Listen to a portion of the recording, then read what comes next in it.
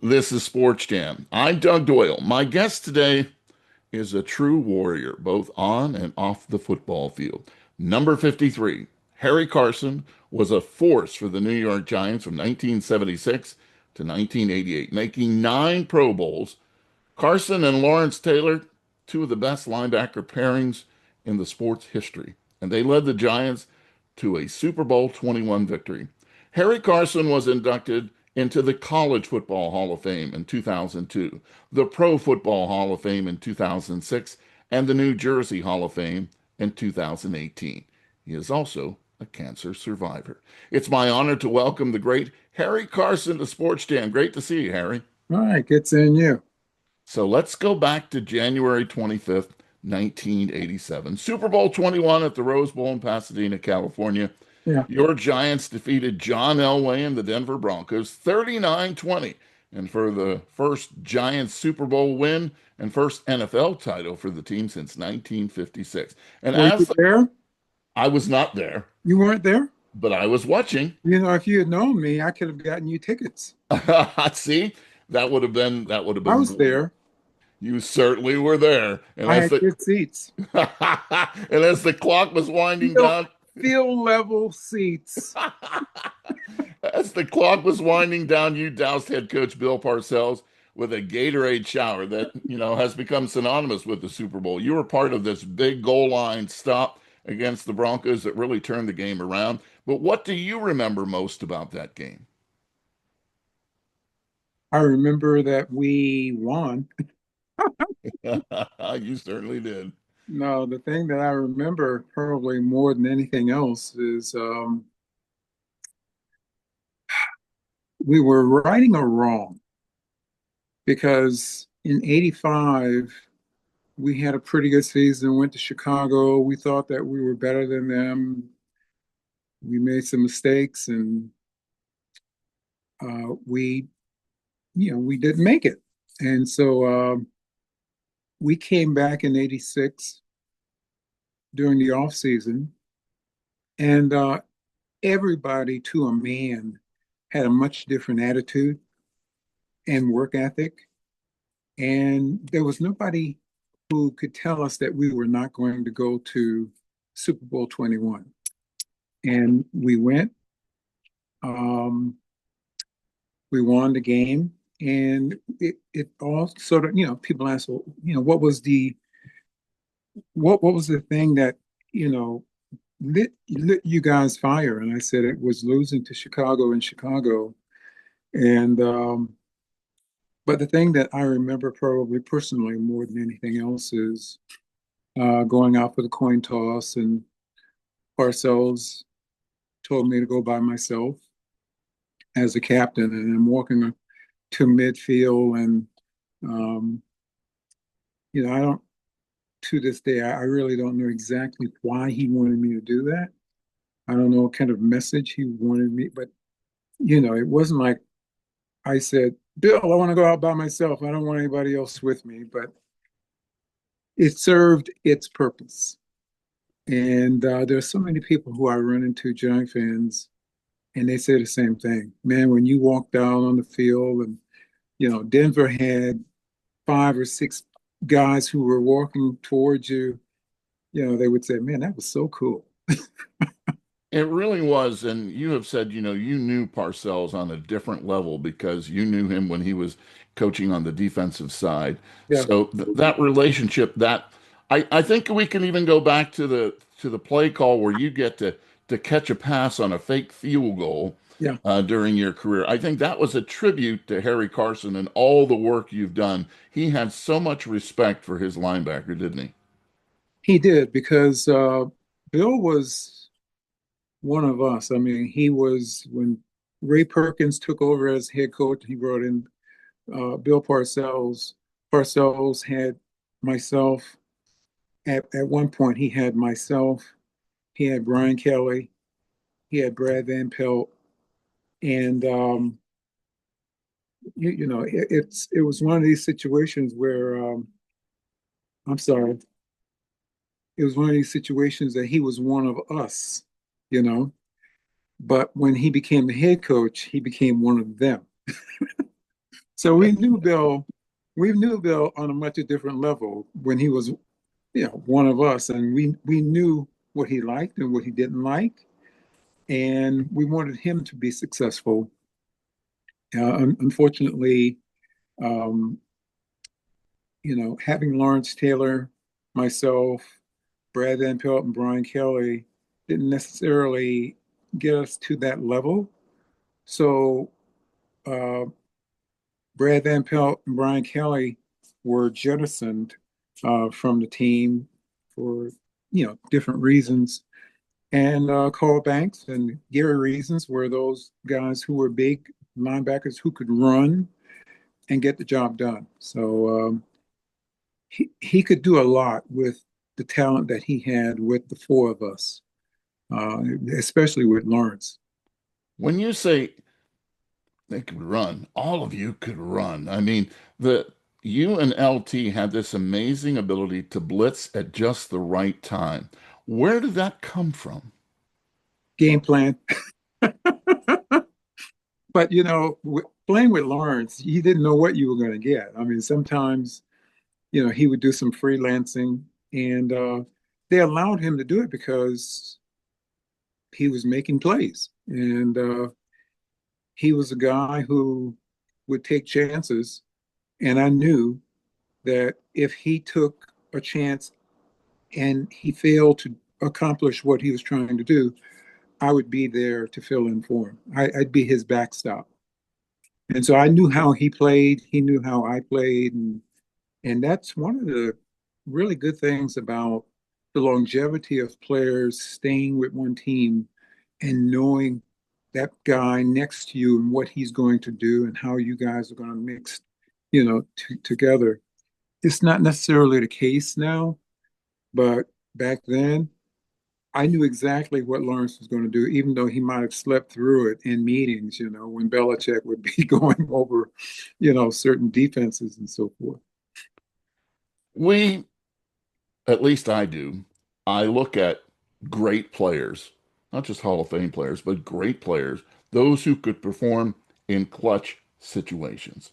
When we talk about Harry Carson, we talk about not only playing and winning in the Super Bowl, Super Bowl 21, making that big stop on that goal line stand, as I mentioned, but also on the way, he had a game-sealing interception and 12 tackles against the Redskins. In the 84 NFC divisional playoff game, he intercepted the incredible Joe Montana and intercepted a pass for a touchdown. And I mentioned the fake field goal touchdown catch against the Eagles in 86. Clutch. But you're saying preparation is the reason that you could come up in the big games and make it happen. Well, when we took the field, the one thing that I could say is we were coached so well that whatever an opposing team tried to do,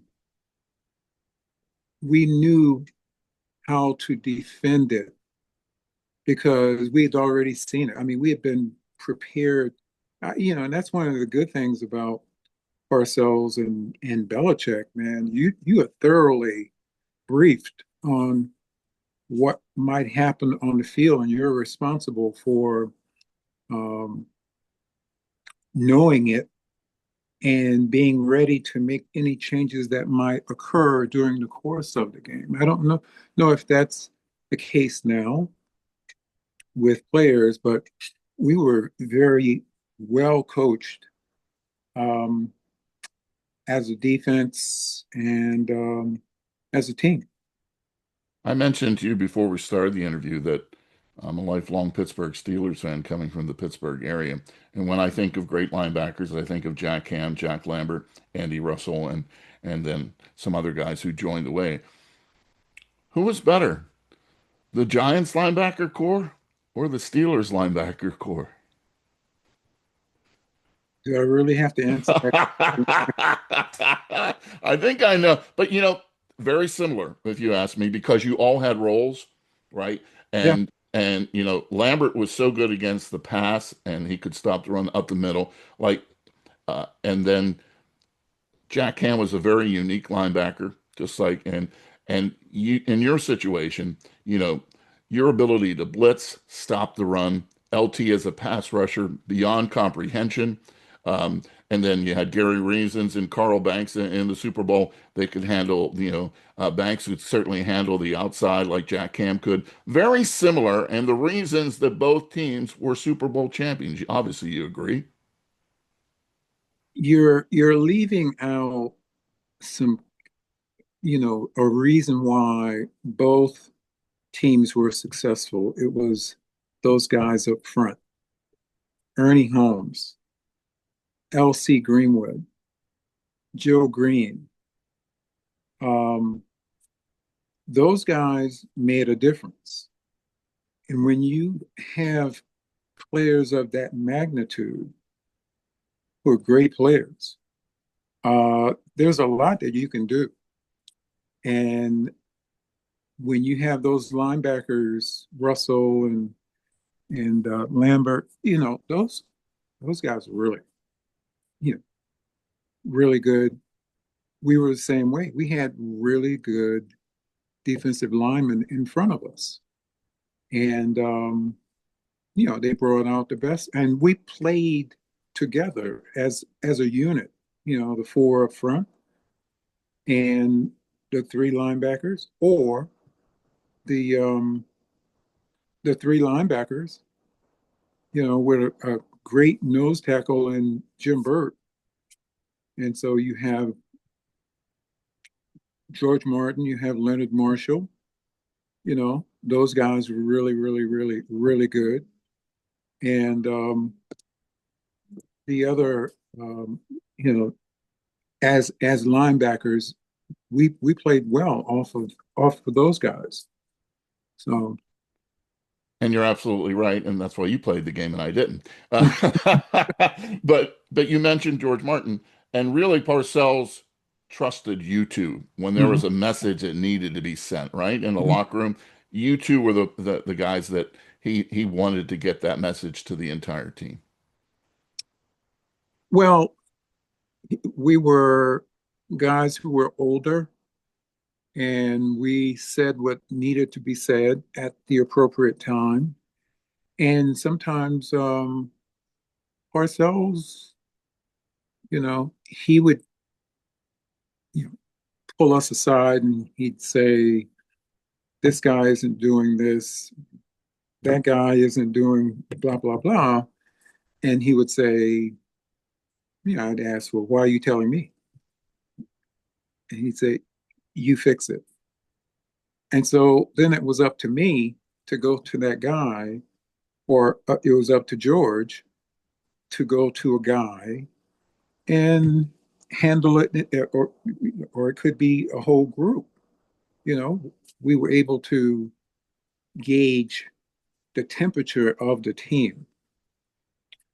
When we would run out for warm ups, and if we thought that the players weren't quite ready or they were taking things for granted, we call timeout, gather everybody around, use some choice words and some four-letter words that need to be said. I'm speaking in their language.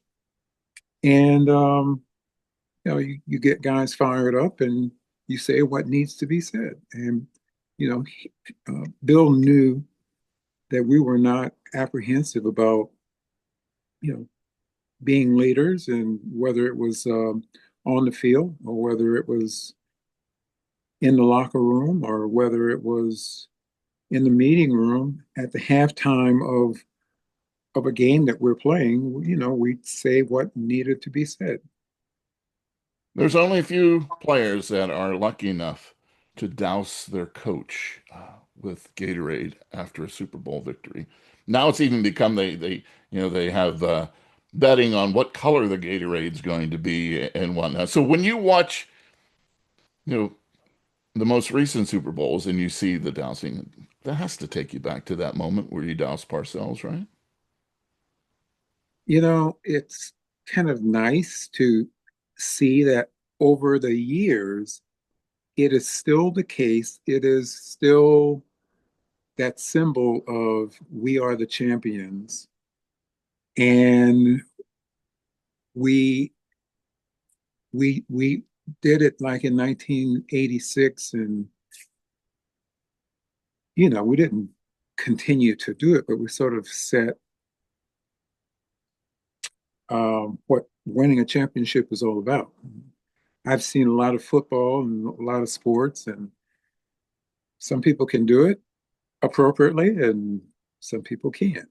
But the bucket gets really heavy, man. If you're looking to horse that bucket over your head so that you're getting not the back of the neck, but it's it's just one of those things that you have to have the strength. And there are some guys who will try to do the whole 5 gallon bucket. The trick is you throw some of the stuff away, and then you come in and you douse the coach. And if you're gonna win a championship and you're gonna show off or celebrate.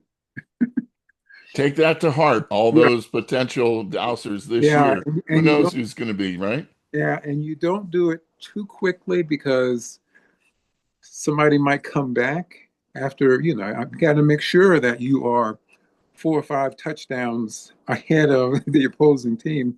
Otherwise, you might be embarrassed and your coach might be embarrassed. So true. Someone might be watching this Sports Jam edition right now and say, why does Doug have a Donnie Shell Pro Bowl jersey, number 31, behind me? Well, those of you that know the background of our guest, Harry Carson, knows that Donnie Shell and Harry Carson were teammates at South Carolina State. And at that time, Donnie was a linebacker. He eventually moved to be a Pro Bowl safety and Hall of Famer with the Pittsburgh Steelers, and was on that team that we had already talked about with, the Steel Curtain and those linebackers. So Well, what? well, well, and at that time at South Carolina State, I was a down defensive lineman. I'd never played linebacker. Oh, see, I thought you You were playing know, linebacker for South Carolina. Donnie was a linebacker and I was a right defensive end. And we played together from my rookie year until I graduated. Well, Donnie left 2 years prior to me, and he made the Steelers as a free agent. And when I was drafted by Marty Schottenheimer, who converted me from a down defensive lineman to a middle linebacker. And so it's one of the things that I'm very proud of because Donnie Shell was able to make that transition from being a linebacker to being a safety. I was able to make that transition from being a down defensive lineman to being a stand-up 4-3 linebacker. And Hmm. so one of the things that I look at is we're two guys from this small black school in South Carolina, and we made the Pro Football Hall of Fame playing positions that we'd never played before. And we were able to make that transition. So, when you two were playing on the same team at South Carolina State, you obviously had no idea that both of you would end up in Canton, Ohio as members of the Pro Football Hall of Fame. I had no idea that I would be drafted to play in the National Football League. Uh, Donnie played when I got to South Carolina State, he was a rising junior. And so I learned a lot from Donnie. He was sort of like my mentor. Uh, Donnie Shell and Barney Chavis, those were the two guys who I thought a lot about when, as I was playing the game. But it's one of those things that you have good coaches. They teach you how and what to do. And Donnie had guys with the Pittsburgh Steelers who knew exactly what buttons to push to get the best out of him.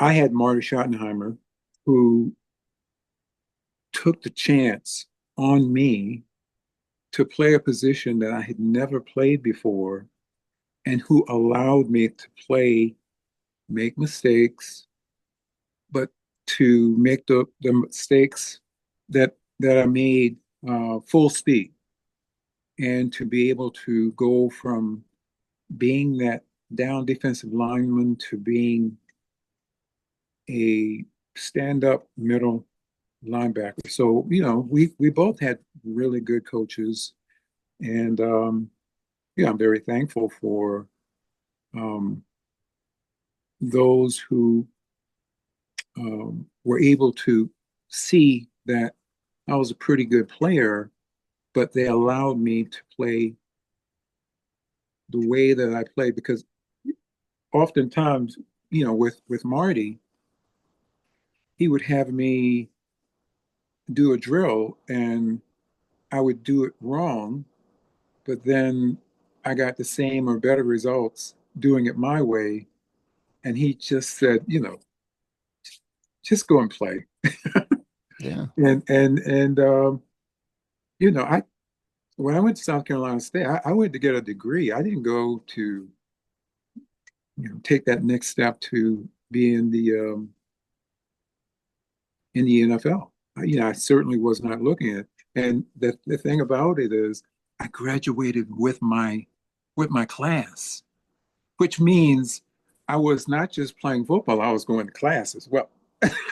That's not always done, I as we know. I walked with my class, and my mother was there, my family was there, and proudest moment of their life is to see me, walk away from college um, with a degree in education.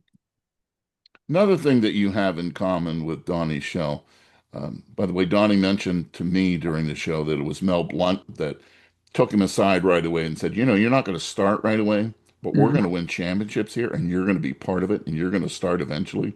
mhm, And so he hung in there and did a fantastic job as a special teams player for a while before he mhm. got his shot. Right. But why you two are so similar, not only in the Pro Football Hall of Fame together as great football players, but you're also great men. And you have been helping others for many, many years. Earlier this year, it was in September 28th, in fact, at MetLife Stadium, you were honored, celebrated for being cancer-free at the NFL Giants' crucial catch game. Mhm. And for years, you've been in partnership with the Hackensack Meridian Health. You've been the face of the battle against prostate cancer, an advocate for men's health and life-saving power of early cancer screening. You had successful surgery. What do you want to say about the need for everyone to have annual checkups, screening, and take care of yourself? Well, I want to tell men to get checked for prostate cancer, especially men of color. Go and get checked. You may not have any symptoms, but after a certain age, you want to go and you want to take care of your take care of your health. I have people, one of my doctors, um, I'm very thankful for him showing me the way. Lester Levine, that's his name. And he was an older, doctor. And 2 years after I left football, I went for a yearly physical, and he sat me down after um, I took my physical, and he said, "Everything is fine. Just want you to know that maybe in another 2 or 3 years, you might want to start getting screened because you'll be 40 in a couple of years, and you really have to start thinking about getting checked."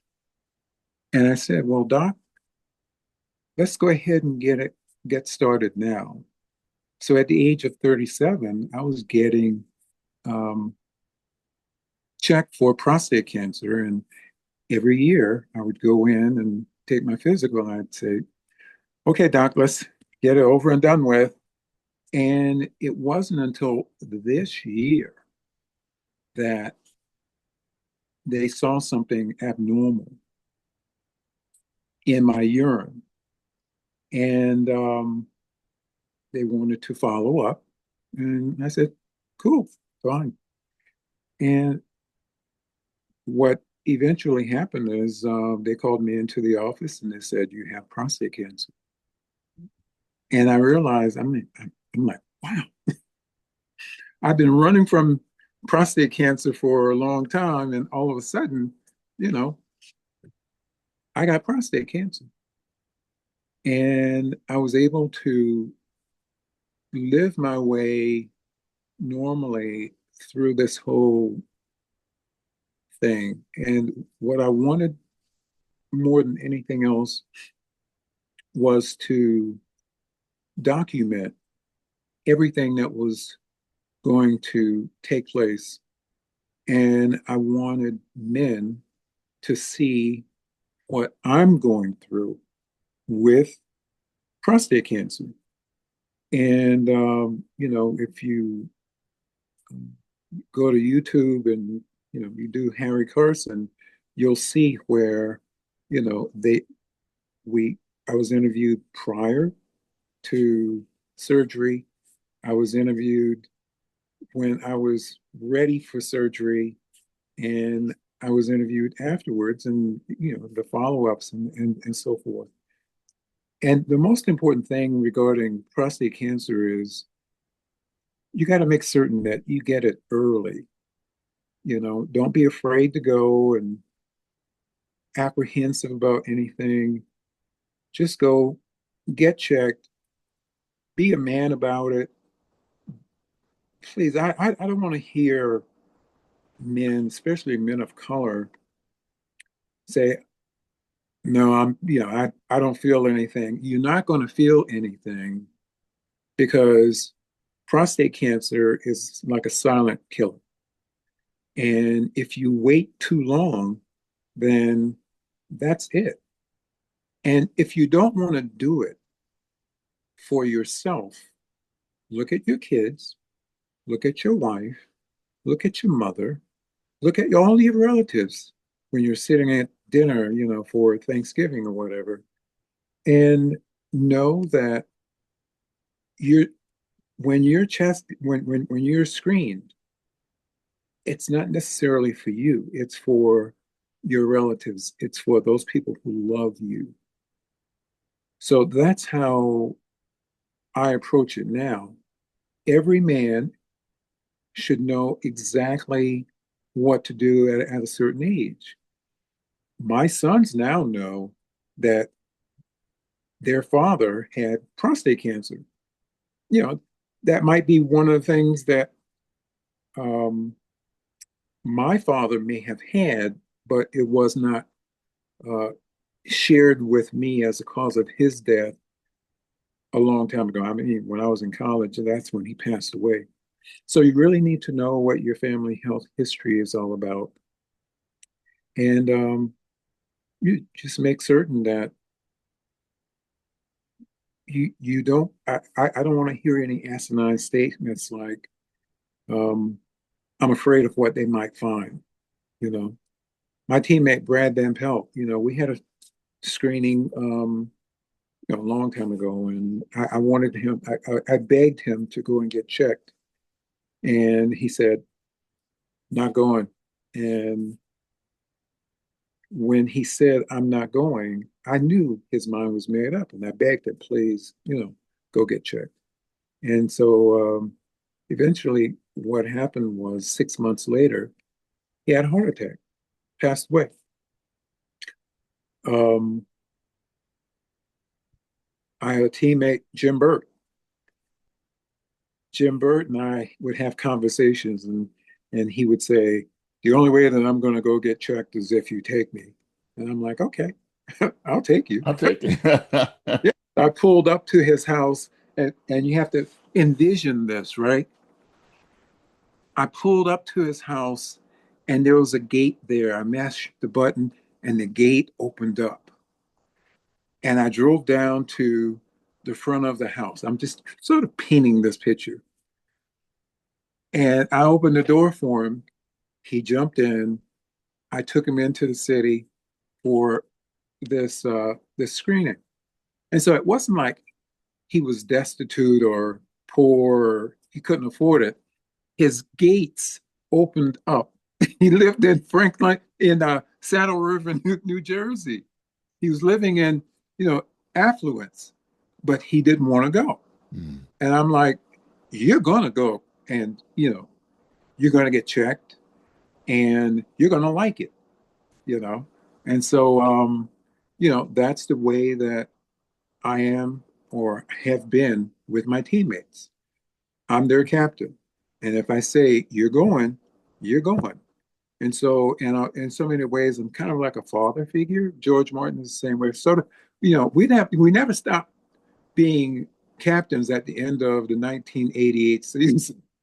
We Right. continue to be, you know, captains, You're captains for life. Yeah, yeah, you're a true leader, and we only have a few minutes left, and I do want to bring up the movie Concussion. Mhm. I remember as a young kid watching Mike Webster run at our elementary school with his Great Dane, and he was such a massive figure and and a center for the Super Bowl champion Steelers. CTE, you've had post-concussion syndrome since 1990, and I know you've spoken out at times about CTE. What do you want to tell us about that? We just have a few minutes to go. Oh, you know, um, we're talking about prostate cancer and now CTE. Um, it's when I left football, I kind of knew something was going on, but I couldn't really put my finger on exactly what it was. And that that doctor who I applauded a little while ago, he was the one who asked me after, the yearly physical, is everything, you're good and everything is fine. Do you have anything else, bothering you? And I said, nope. So you sure? I said, well, I've been feeling this way and that way and blah, blah, blah. Long story short, he referred me to a specialist and went through 2 days of testing, and the diagnosis came back as a mild post-concussion syndrome. And because it had been 2 years since I'd played football, it probably was permanent in nature. And so I asked him, I said, I'd never heard of post-concussion syndrome before. And it took me back to Doug Coder, who, um, when he left football, got kicked in the head and wound up having these severe headaches. And um, he uh, eventually, he passed away with a brain tumor. And I was thinking, could that be me? And so I wanted to get it checked. And so when I got it checked, and he said, my post concussion syndrome, I asked him, will I live? And he said, you'll live, you'll just have to learn how to manage it. Mm. And so when he said, you have to learn how to manage it, you'll live, that was the key for me, in that whenever I'm feeling depressed, whenever noise bothers me or bright lights bother me, or whenever I just don't feel right, I know in time that will pass because I'm learning how to manage it. And so, I've lived with post concussion syndrome for, since the first day I started playing football. Now, I'm not going to say that, um, what I'm about to say, a lot of people don't want to hear what I have to say, but had it not been for me quitting on the first day of football practice, um, I probably would have loved the game. Um, but I never really loved playing football. The reason why I started playing football is because it was for girls, you know. It was the uniform. It was uniform, and I quit on the first day of practice because I didn't run. I didn't do anything. I mean, coming out of South Carolina, man, it's hot. It's hot in July, August, and I didn't like the taste of quitting in my gut, and so I went back and I made it through practice. And for me, it wasn't so much about loving the game. For me, it was cherishing the relationships that I developed in high school and then went on to college, those relationships, and then drafted to play with the Giants and those relationships, and then those guys who I played with in the Super Bowl, those relationships, and after football, those relationships. It is those guys who I value more than anything else. So if I had, people ask, well, would you do it all over again? Because, you played football. And I would say, given what I know, if I had to do it all over again, I would not have done it. Mm. If I had to do it all over again, knowing what I know, but I didn't know, certain things back then. So, but I do think that parents should a make a decision as to what their um, kids are doing, because football is not for everybody. You know, there are some kids who go out there and they push themselves because their father played football and they're throwing their bodies around and so forth. I had concussions, but they weren't like major concussions. And I'm not minimizing the concussions that I did have, but you hit somebody or somebody hit you and you see stars. Um, I've never really missed a game as a result of concussions, but I know what a concussion is. So we just have a minute left. What age would you say is appropriate to have a kid play football? Um, that's up to the parent. Okay. That's up to the parent. And I'll just leave it like this. When my grandson was 2, I told my granddaughter, or I told my daughter, he will not play football. Hmm. When he was 2. Now, my grandson is bigger than me. He's like 6'3". He's like 300 pounds. And he would have been an offensive lineman if he had played football. And being an offensive lineman, he's going to be dealing with, he would deal with contact on every play. Wow. So from the age of 2, I knew that I didn't want him to play. And I have to be very careful about imposing my will because he's not my child. I'm just the grandfather. His father is from South Carolina, and you know, his dad. I'm sure his dad wanted to see him play football at some point. Living in the South and Friday Night Lights and all of that stuff. And whenever I would get information regarding head trauma and certain things that uh, young people go through in regards to the trauma that they've sustained, I pass it on to my daughter because I want her to understand what she is um, putting her son through if that's what they want to do. It's their decision. So the way I kind of top it off is when you leave football as a player, you go through this process of getting a physical, and they give certain parts of your body like a monetary value. Your knees are worth, I don't know, $20,000. Your shoulders, your ankles or whatever. But they don't give a price for the brain. And, you can get knee replacement surgery, you can get hip replacement surgery, shoulder, replacement surgery. Can't replace the brain. You only get one. And so that's the thing. I mean, if it, when back in the 90s, the NFL acknowledged certain things regarding concussions and traumatic brain injury, but, you know, the damage is already done once you've already played.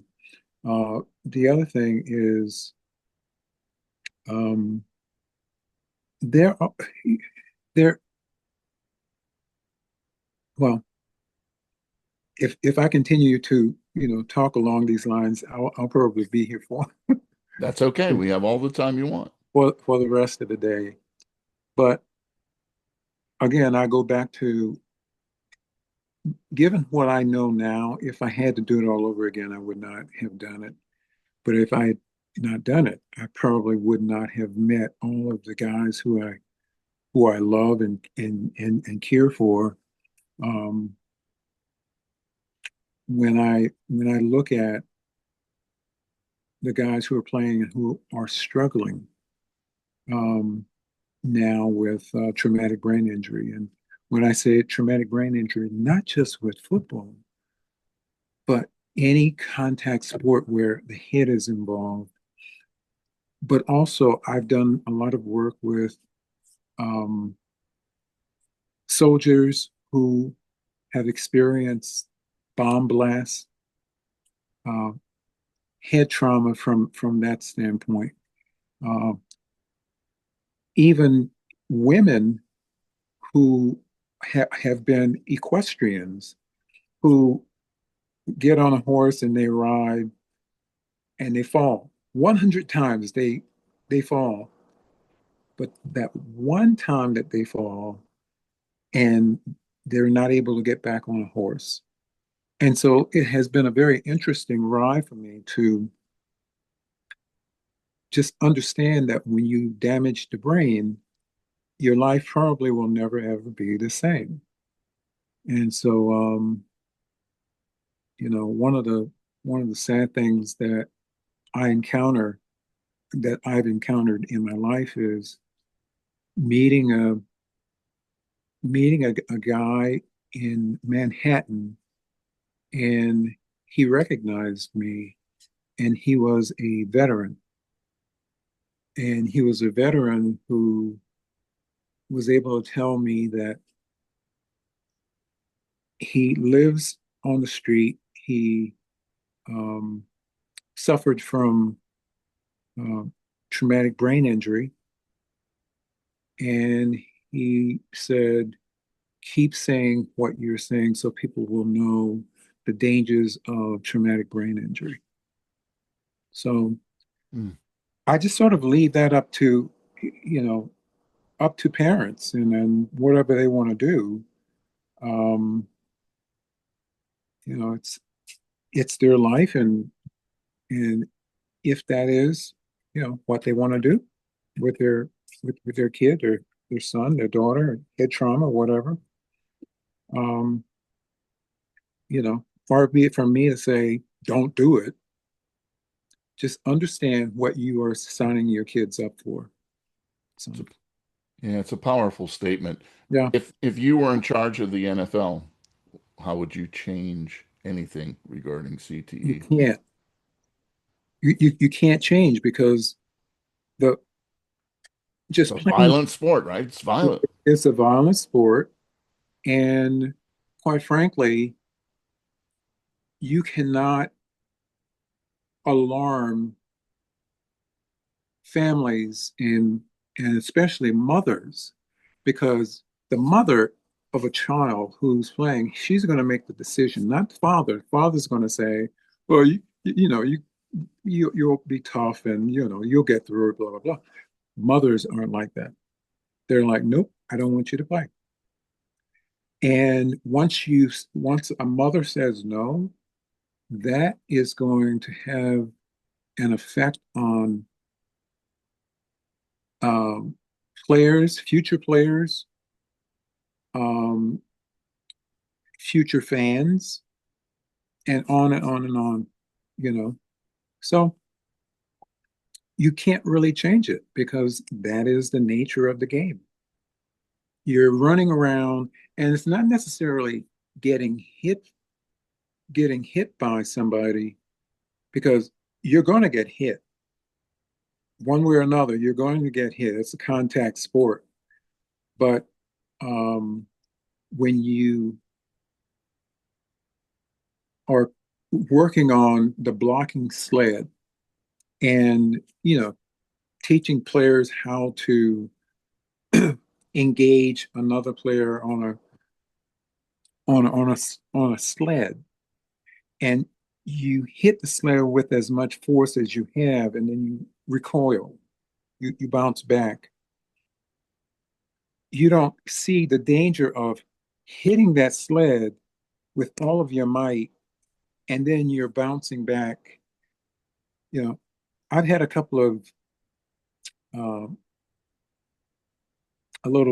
a couple of twinkly stars in front of my eyes, hitting that sled. So it's not just, you know, just one of those things that it is a part of the game. Hmm. And speaking of the game, Hmm. Giants fans are upset of how the recent seasons have gone. Uh, you had a unique career where you were with the Giants when you had ups and downs, as you said. You had teams that weren't so good, and then you had great teams. So as you watch the Giants now, what are your impressions of, how do you view the Giants of 2025 in the past few seasons?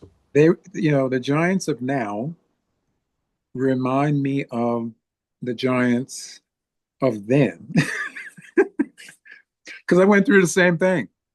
You know, we had some down years, and you had people flying planes overhead. That's from like 1977. That happens. It's it's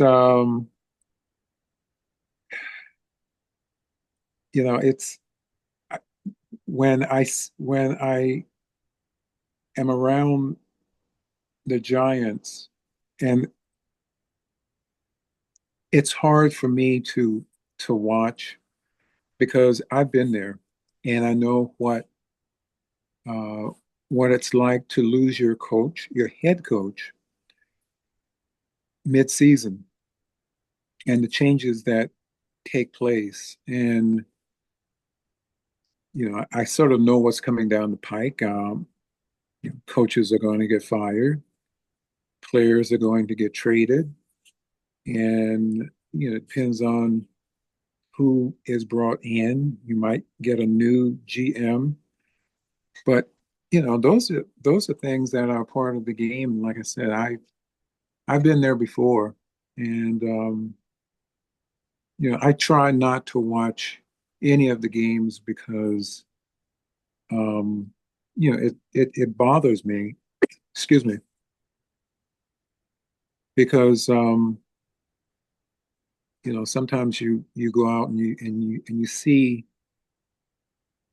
the play of certain players.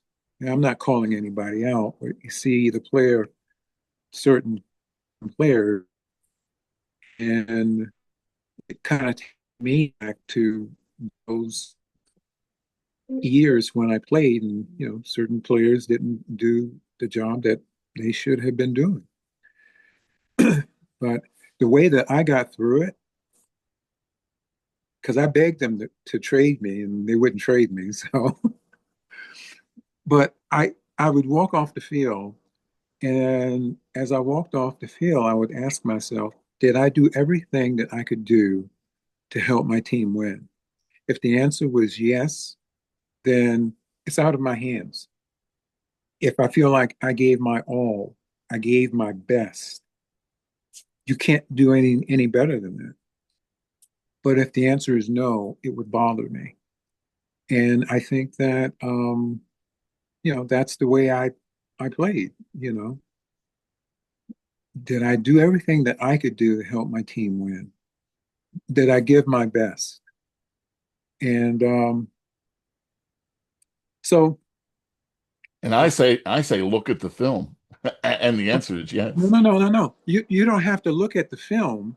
You can ask yourself, because I turn and I look and I ask, did I give my all? Did I do the best that I could do? And the the the thing that you go to, like I found this out um, because I was going to Pro Bowls um, like in 1979 when the team wasn't very good. And you can fool the coach when you play. You can fool the fans, but you cannot fool the guys who you're playing against.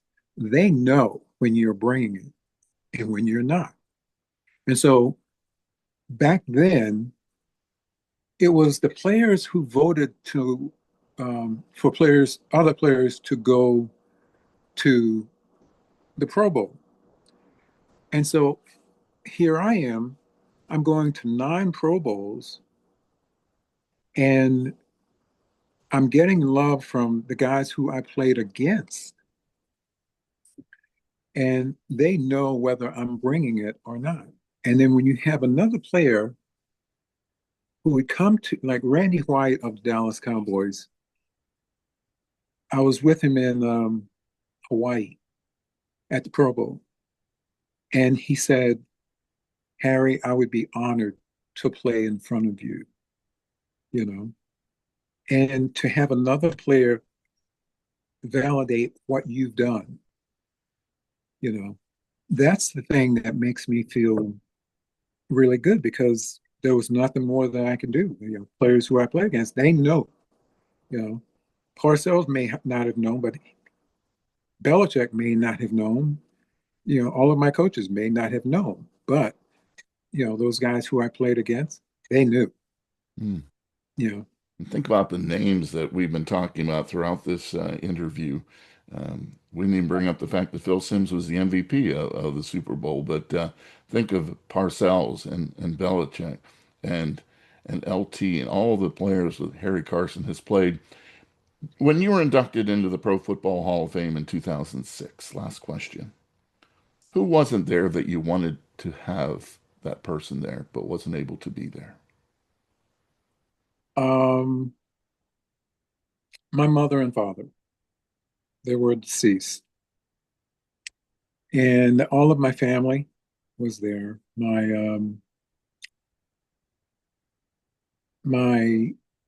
my brothers were deceased.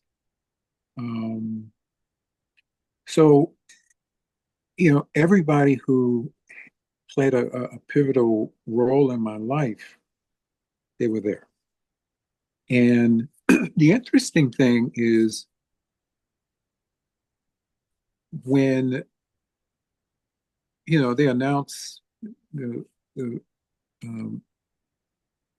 those who make make the Pro Football Hall of Fame, they alert you after um, Super Bowl, around Super Bowl time. But so that's in February, and you go to Canton in August. And so you have all of that time between time of the announcement and the time of the induction ceremony. And so it took, you know, I had a long time to say what I needed or what I wanted to say. And I wrote a speech. But when I got up to speak, I threw the speech away that I had written. And what I did was I went off script and I talked about Roger Goodell, the NFL Players Association, that they need to do a better job taking care of its own and on and on. But the other thing is the people who um, who guided me in a certain direction. I thought about all of those people from the time that like mid-February until the beginning of August. And I thought of them and I wish that there was some way that I could go back and thank those people who did like little small things to make me or shape me into the person that I became. There was a lot of, what was really interesting, and I know you have to go, but one of the things that was very interesting was a few weeks ago, I ran into the guy that my mother was his nanny. She uh, she left the South when I was like 5 or 6 years old, and she moved to Newark, New Jersey, and she became a domestic, trying to uh, take the money from what she earned and ship it back to South Carolina. And the thing that really had an impact with me is I'd never met him before, but he knew that I was Gladys Carson's son. And he Mhm. came up to me and he said, "Your mother was my babysitter." And when he said that, I was like, "Oh my God, you know." And I wasn't thinking about my mother at that time, but he talked about how good and how gracious my mother was with him. And, I just thought about how lucky I was to have people in my life who cared about me. And, whenever I go back to Florence, South Carolina, I recognize that I represent all of those people in Florence, South Carolina. And as a football player or how I carry myself, I represent those people in Florence, South Carolina. I represent those people from South Carolina State, and on and on and on. And so um, the um, the Hall of Fame bust that I have, Hall of Fame ring, I share that with all of my teammates, not just teammates from the Giants, but had it not been for those guys in the heat of running sprints, and when you're dead tired and you're keeling over and you feel like you're going to fall out, and you say to yourself, I'm running with these guys, and if they make it, I'm gonna hang in there and I'm gonna make it. And so they inspired me. You don't get there by yourself. There's a whole lot of people who made it possible to do what you've done. You represent them. And that's why Harry Carson is not just known as Super Bowl champion, Hall of Famer, men's health advocate. He's a leader. Boy, we need more Harry Carsons in this world today, don't we? Harry Carson, thank you so much for joining us on SportsJam. It's been a pleasure and an honor to have you on the show. Continued good health, and we congratulate you on a successful not only pro career, but well beyond that. Thank you. Thank you.